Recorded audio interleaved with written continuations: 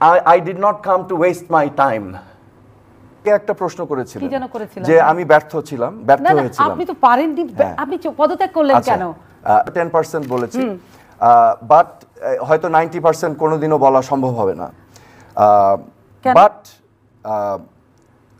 আমি এতটুকুই আপনাকে আবার বলছি, আমি একটা স্বপ্ন নিয়ে মন্ত্রীর শপথ নিয়েছিলাম, রাষ্ট্রীয় শপথ।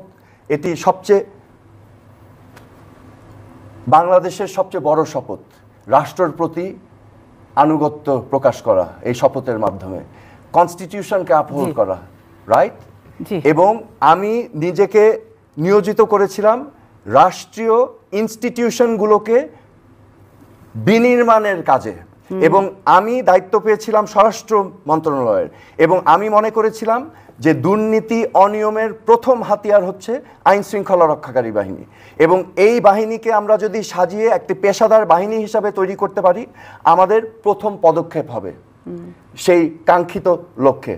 ঠিক আছে, আমি যখন দেখেন সব কিছুরই কাজের একটা ধরন থাকে, একটা কথা আছে, মর্নিং শোজ দ্য ডে।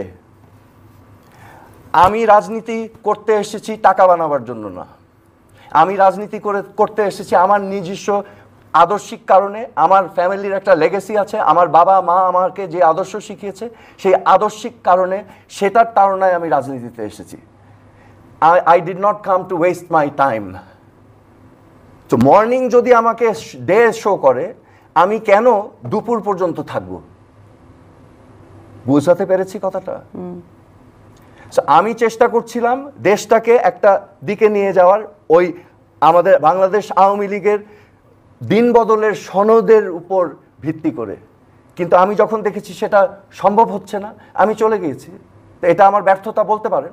আপনি চলে আসার পর কি সম্ভব হচ্ছে? এটা এটা আপনারাই জাজ করবেন, জনগণই জাজ করবে। আই এম নট আ জাজ অফ দ্যাট। আপনি বলছেন যখন আপনি স্বরাষ্ট্র প্রতিমন্ত্রীর দায়িত্বে ছিলেন, কেন আপনি পদত্যাগ করেছেন তার 10% আপনি জাতি জানে, আমরা জানি। 90% আপনি বলেননি, জীবনে কোনোদিনও বলবেন না। এই যে জীবনে কোনোদিনও না বলার বিষয়টা, সেটাকে আপনার নিজের জীবনের কোনো হুমকি, নাকি আপনি বললে অন্য কারো বিপদ হবে? I am not afraid of anything. আমি কোনো কিছুই ভয় পাই না, কারণ আমার মা আমাকে একটা জিনিস শিখিয়েছে, সত্যর পথে থাকা। এবং আমি যা করেছি, ভুলও করে থাকতে পারি, কিন্তু আমি কোনোদিন সত্যকে আড়াল করে করিনি। আমি কোনোদিনও অন্যায়ের বিরুদ্ধে প্রতিবাদ না করে থাকিনি। ঠিক আছে, আমি সবসময় প্রতিবাদ করেছি, এবং অনেক সময় কিছু না বলা এক ধরনের প্রতিবাদ।